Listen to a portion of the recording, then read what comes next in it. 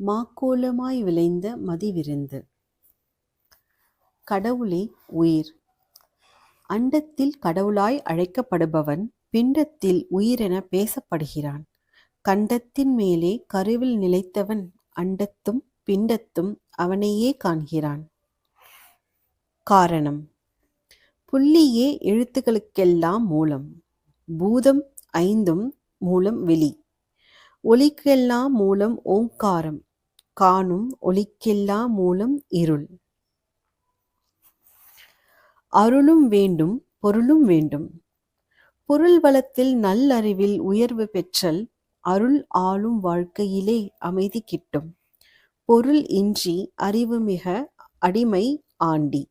அருள் இன்றி பொருட்கள் மிக அறம் பிழைக்கும். விஞ்ஞானமும் மெஞ்ஞானமும். விஞ்ஞானம் விளக்கை போல் இயற்கையிலேயே நிகழ்ந்திடும் விந்தைகளை மக்களுக்கு வெளிப்படுத்தும் ஒளி என்றால், மெஞ்ஞானம் சூரியன் போல் எங்கும் எக்காலத்தும் மேல்நிலையை அறிவெய்த மிக சிறந்த ஒளியாகும்.